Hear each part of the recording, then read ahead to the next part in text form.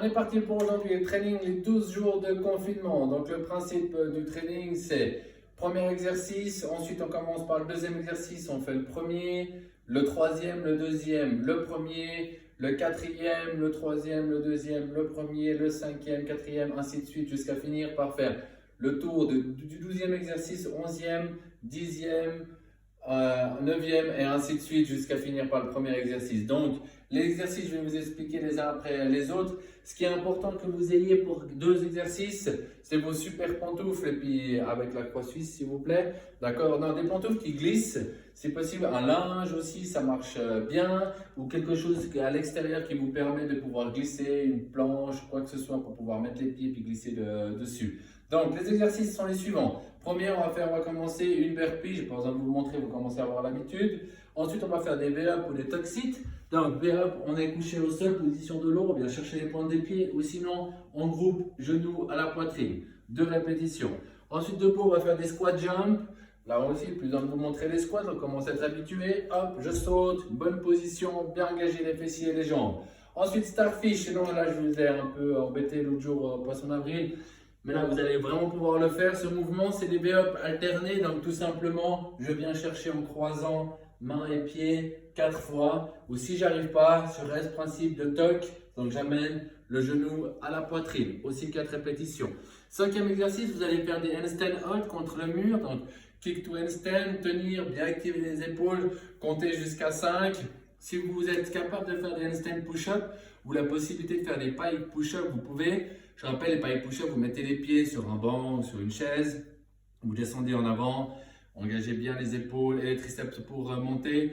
Handstand push-up, essayez de faire du strict, comme vous êtes plutôt contre un mur, à la maison, comme ça, évitez le keeping, parce que ça fait peut-être vous abîmer le crépi. Ensuite, 6e exercice, des jumping lunge, tout simplement, genou au sol, je saute, j'alterne. Si j'arrive pas de sauter, je fais des reverse lunge. Aucun souci. 7e exercice, push-up, prise serrée ou triceps push-up. Donc les coudes près du corps, main largeur du tronc, coude près du corps, je touche la poitrine, je tombe bien. Comme d'habitude, je peux faire ça légèrement sur les genoux. Hop, 7 répétitions. 8e exercice, là vous allez utiliser donc l'objet que vous avez pour pouvoir glisser. On va faire des mountain climbers avec les pieds dans les pantoufles ou sur un linge. Et puis là, vous prenez appui autant sur les pieds que sur les mains. Et puis vous allez tout simplement glisser, amener le genou rapidement à la poitrine. Ça vous permettra de faire un petit peu le nettoyage si vous êtes à l'intérieur dans votre salon comme moi. Ensuite, 9e exercice, des reverse sit-up. Donc, tout simplement, je suis couché sur le dos, je ramène les genoux à la poitrine et je me redresse. Je descends, j'amène les genoux à la poitrine et je me redresse. Ça, 9 répétitions. 9, pardon. Lateral lunge. On se met debout. Là, vous allez ouvrir la jambe et du côté que vous avez ouvert, vous allez descendre le poids sur le talon pour faire votre lunge. Ramener les 2 jambes ensemble. Partir de l'autre côté pour la 2e répétition. Là, vous allez en faire 10, donc 5 par côté. Le mouvement suivant, c'est des maltaises push-up. Donc là, ça paraît impossible à faire, mais vous êtes tous capables de le faire, je suis persuadé. Là, on tourne les mains, donc les doigts en direction des genoux. Et là, on va aller vers l'avant pour presser. Vous pouvez le faire sur les genoux, il n'y a pas de souci. On se met en position, je vais en avant et je presse.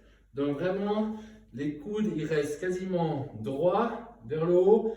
Ils ne vont pas en arrière, parce qu'on ne va pas pouvoir faire ça avec le poignet dans cette position. Et ça vous permet d'avoir une position qui vous engage un petit peu plus les épaules que dans une position normale de push-up. Dernier exercice, on va faire des pike sliders. Donc en fait, tout simplement, en mettant les pieds dans les chaussons, vous allez monter les fesses le plus haut possible, essayer d'amener les pieds le plus près possible des mains et revenir en position. Je glisse, je redescends. Je glisse, je redescends. Allez le plus haut que vous pouvez. Si ça s'arrête là, c'est pas de souci. Essayez vraiment d'engager les abdos, monter les fesses en dessus des épaules, engager, pousser le sol et revenir en position. Ça, vous allez faire uniquement une fois, 12 répétitions. Ce sera votre dernier tour. Ensuite, ce sera 11, 10, ainsi de suite, jusqu'à finir par une burpee.